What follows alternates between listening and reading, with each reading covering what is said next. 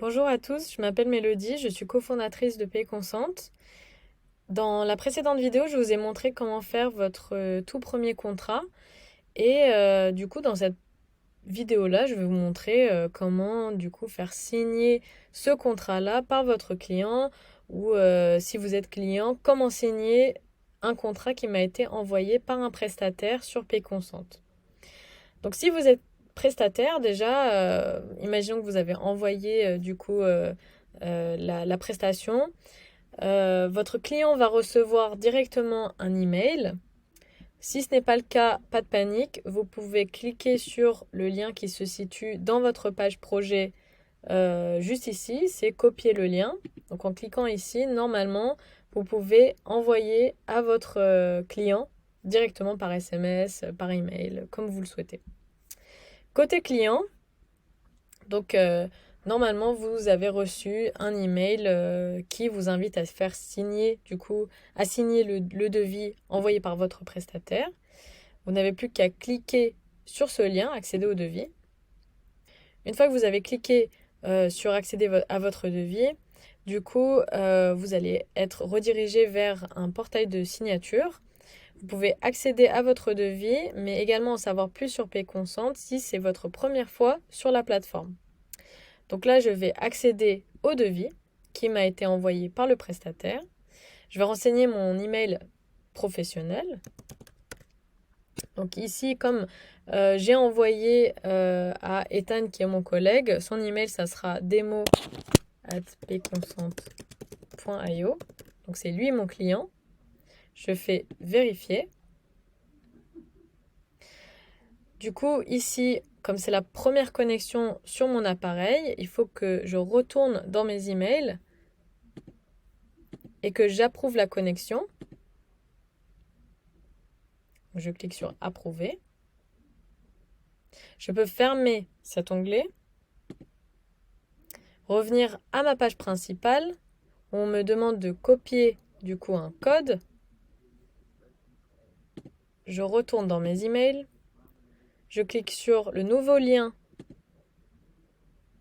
et cette fois-ci, je vais coller le code qui m'a été demandé de copier. Je peux fermer la fenêtre à nouveau, revenir à la page principale et là, j'ai accès à la plateforme qui me dit d'un côté à gauche des informations concernant le prestataire qui m'a envoyé ce devis. Le prestataire, lui, comme son compte a été vérifié, il aura un tag compte vérifié. Je sais que c'est une relation entre le prestataire et le client étant mon collègue Ethan. Il y a le montant du devis, les frais de protection acheteur. Vous pouvez retrouver des informations concernant ces frais-là en cliquant sur le petit point d'exclamation. Donc ici, je vais avoir plein d'informations concernant cette protection acheteur que vous pouvez lire avant de valider, avant de signer ce devis. De l'autre côté, donc à droite, je vais avoir un PDF à télécharger, juste ici, concernant ce devis qui a été créé par mon prestataire. Donc, il y a toutes les informations de ce devis-là, la modalité de paiement qui a été choisie par mon prestataire. Donc, mon prestataire a demandé à ce que les fonds soient sécurisés chez PayConsent. Donc ici, j'ai également à gauche la durée de validité qui a été imposée par le prestataire de 15 jours. Et enfin, j'ai un temps restant pour signer ce document, donc qui est assez conséquent. Ici, je peux faire deux actions, signer, déposer les fonds ou renvoyer le document. En l'occurrence, ici, on va partir sur une validité, donc je vais signer, déposer les fonds. J'ai une pop-up qui s'affiche, donc c'est une pop-up sécurisée, qui me demande quand même d'être sûr que mes informations sont valides et que la proposition commerciale est acceptable. Donc là, je peux lire et accepter les termes et conditions que je peux retrouver via ce lien. Je clique sur suivant. Je vérifie mon numéro de téléphone. Donc ici, c'est le bon, je mets confirmer mon numéro. J'ai un chiffre à rentrer qui a été envoyé par SMS. Et enfin, je peux signer le document. Pour ceci, vous pouvez juste glisser cette petite pastille et là, on vous indique que vous avez bien signé le document. Ensuite, ça sera le dépôt des fonds. Vous avez très bien le droit de retourner au document, revérifier avant de déposer les fonds. Si par exemple vous avez quelqu'un qui est en charge de la trésorerie ou quoi que ce soit, qui déposera les fonds en parallèle, ce n'est pas vous. Vous pouvez attendre. Sinon, si vous souhaitez déposer les fonds, dans tous les cas, vous cliquez sur déposer les fonds. Vous avez deux options, deux moyens de paiement. Ça sera directement par carte bancaire. Dans ce cas-là, on va passer sur Stripe ou un virement bancaire. Un virement bancaire, toutes les informations concernant l'IBAN, par exemple, du prestataire seront affichées. Et ça sera de votre côté. Donc, ici, ce qu'on va faire, c'est qu'on va faire un parcours par carte bancaire. Donc, je clique sur Continuer. Donc ici, je vais renseigner les informations de ma carte bancaire.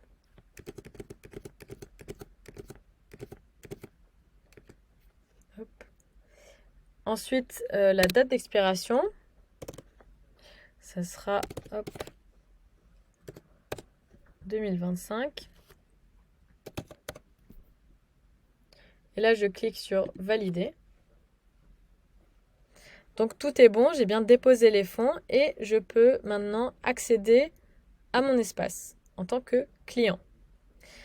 En tant que client, donc je n'ai pas un accès total de la plateforme, mais je peux néanmoins profiter du coup de l'espace projet en cliquant juste ici. Donc j'ai bien un projet qui est en cours d'un montant de 360 €. Je clique sur Voir.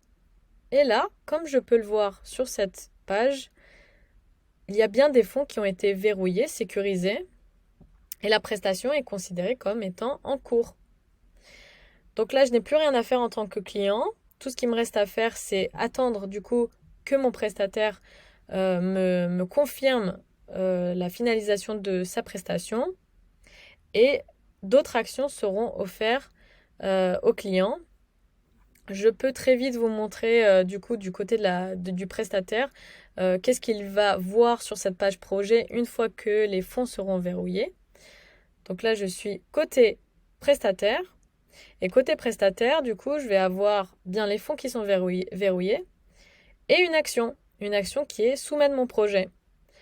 Donc en temps normal, tout de suite après, je ne sais pas si on a un projet à soumettre, mais vous avez tout le temps qu'il vous faut pour soumettre votre projet. Si vous avez besoin d'aide, bien sûr, vous pouvez cliquer sur J'ai besoin d'aide et il y a plusieurs options qui s'offrent à vous. Mais tout cela, on va le voir dans une prochaine vidéo.